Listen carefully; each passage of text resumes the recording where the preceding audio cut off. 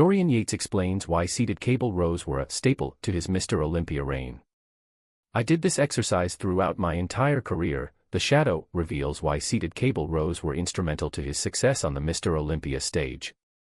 Dorian Yates sported one of the best backs in IFBB Pro League history and is now unearthing some of the secrets behind his body.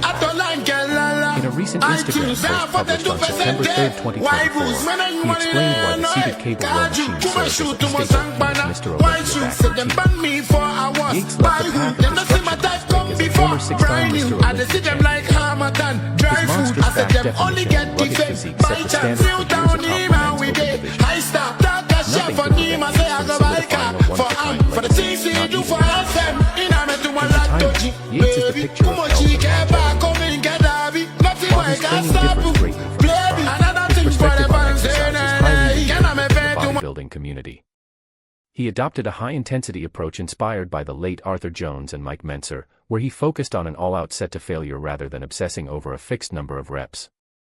Dorian Yates reveals why seated cable rows were a staple in his back routine. I did this exercise throughout my entire career. According to Yates, seated cable rows were a staple movement in his Mr. Olympia routine. He used this exercise throughout his career successfully to sculpt one of the most complete backs of all time. Seated cable rows were another staple in my selection for back days. I did this exercise throughout my entire career and it would have actually made the cut in Blood and Guts, but the reason it didn't was because from 1994 onwards, I started to use the hammer strength row machine on alternate weeks, and in 1996 when Blood and Guts was filmed, it happened to be on the machine row day. When using the seated cable row machine, Yates implemented a narrow grip and shoulder width grip, with the elbows out, during his tenure. It was a cool machine, the one we had in Temple Gym. It was chain-driven and right on the floor pretty much. I used both a narrow grip and shoulder width grip with the elbows out over the years, both felt great. Yates also told a story about his experiences using the seated cable row machine when he first visited California for some photo shoots and guest appearances during his off-season. So what happened was, back in the early 90s when I first went out to the States, I was in California to do some photo shoots and guest appearances, etc. This was during my off-season, I remember. Now I hadn't really trained in any of the gyms in America besides just some for photo shoots, but nothing near to the extent of how I trained back, which was good, and I could train how I did back home. I'm in my off-season, probably at the peak of my strength levels that year, so I'm here going all-out training back. After I finished one of my sessions, the manager asked me to come into their office. I was thinking, oh cool, I am becoming more popular here since the NOC etc., so they probably want to meet, chat, photos and maybe a t-shirt or so.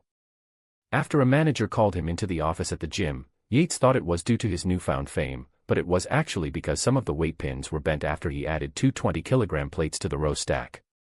As I walked into the office, laid there before me on the table were a whole bunch of weight pins that were all bent. I'd been putting 2 by 20 kilograms plates on the cable row stack, which was already 300 pounds because I needed more weight. Even though it was a bodybuilding gym, Yates decided to never go back. So they talked to me about the pins etc., and I was thinking, look, I'm from the UK, perhaps you guys don't lift that much here. In the end I said, look, sorry, your machines don't have that much weight on and maybe you need to get some more weight.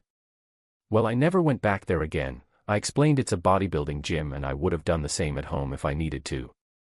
Gym atmospheres have certainly changed since Yates' time on top of the men's open bodybuilding division.